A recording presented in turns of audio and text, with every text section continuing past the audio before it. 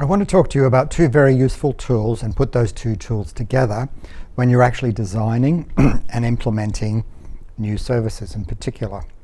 So, jobs to be done and empathy mapping. We sometimes call empathy mapping customer exploration as well. This brings a very different mindset to it. So if you put the word customers in there, it actually does change the inference to some degree. Now this is a tool that we call Rich Pictures. You can watch another one of my videos. So what's a Rich Picture? So in this particular case, this was a hypothetical for a group of folks who work at a local city council, trying to explore how to use all of these tools. And the task that they were given was to design the world's best dog park. They were given a series of things to play with, some images, etc. The famous Australian vet, who is very often on your TV if you watch those sorts of shows. And what they've done here is design, using this rich picture technique, the ideal dog park. Very sadly, Kitty Cat here seems to be one of the main attractions of this dog park. Don't hate me. Now, one of the first tools that we use but we use this in conjunction with the empathy mapping, is what is the customer actually hiring you to do? So here we probably have two key customers: keeping the pet entertained, healthy, safe, and exercised, and at the same time a pet owner, the pet's human, showing empathy, love, care, probably getting a bit of a break, maybe having a social outing themselves. And if you look at this, there are kind of some human components built into this as well.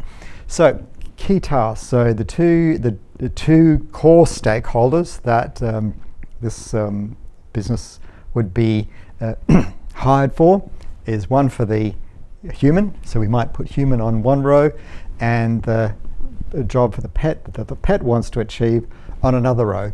And we talk about three components of this. So we describe the circumstance.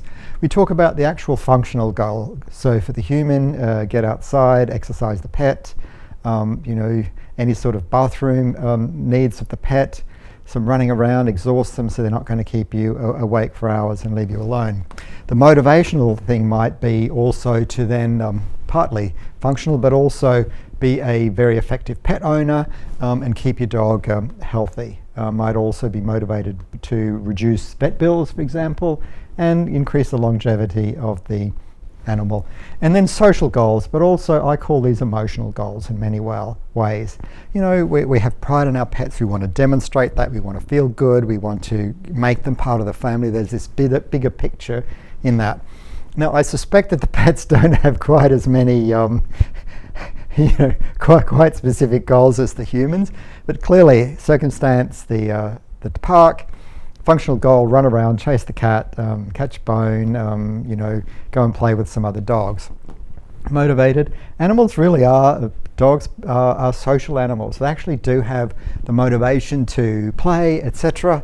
And there's some social goal. We won't go too much into that social emotional goal of dogs, but you can just imagine what they actually are. So you want to be really clear about what these three elements are. They are related, but they're not the same. Now,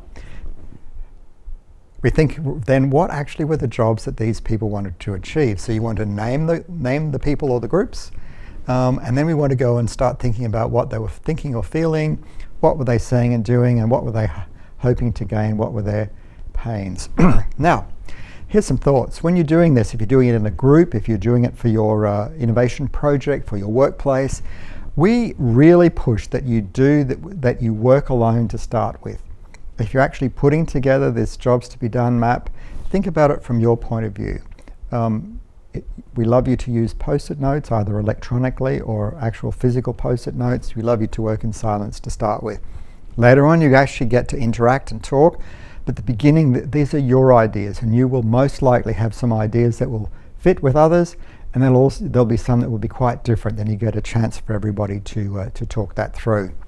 Now, an empathy map. So this one is about a bus driver or a set of bus drivers that we did. I'm not going to go into every single component of it, but essentially, this is what a bus driver may or may not be thinking and feeling. So what really matters? What are their major preoccupations? What are their worries and aspirations? So this is really thinking of what's going on in their head, what's their emotional state in many ways. So what are they likely to be hearing around them when they're in that workplace situation?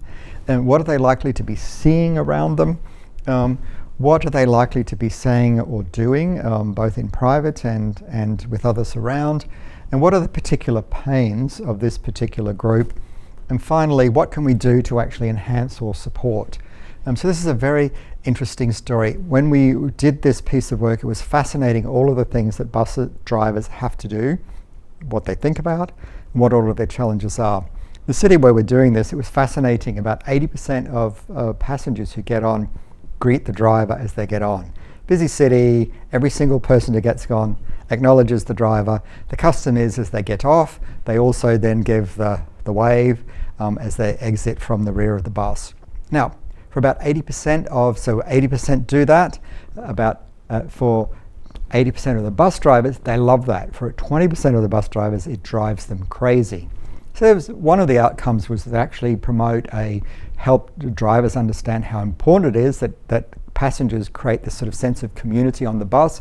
Makes everyone, we discovered, feel safer, much more of a community sense. In fact, it had become a rite of passage. Passengers were expecting others to acknowledge the bus driver and thank the driver as they left, which is really fascinating. And it actually, I believe, enhances safety on the bus and also better behavior in those kinds of situations, sort of peer pressure, really important. So a fascinating thing. Here's another example. We did this with a non-profit, a very profitable non-profit in the I'll say it. It's essentially a form of gambling. So they actually sell packages for an art union, essentially. And one of the functions. So there are multiple groups of folks part of this organisation. This group here, direct sales targets. These folks go to shopping centres and actually sell a subscription to this particular business. And we're doing it at lunchtime. Customers were busy, their target audience was busy, everybody hated it.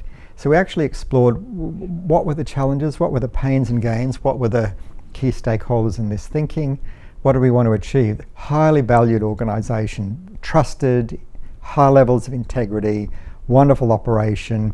The money is used for a very, very good cause that people really appreciate. So we started to think, where would you want to be?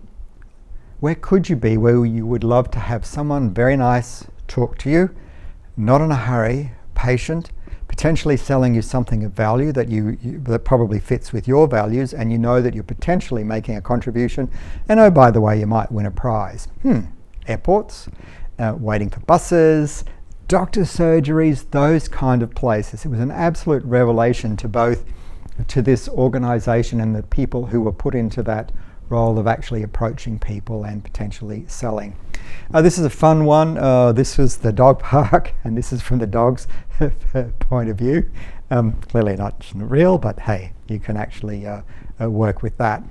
So here's another situation, a group of people who were in a business-to-business service, professional service organisation, thinking very specifically about their role with a particular set of customers.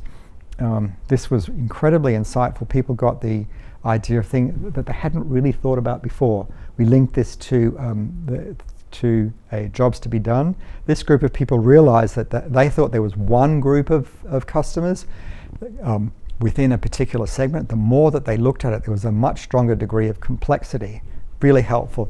And then, oh, by the way, they went on and built a service blueprint, and you can explore that in another one of my videos.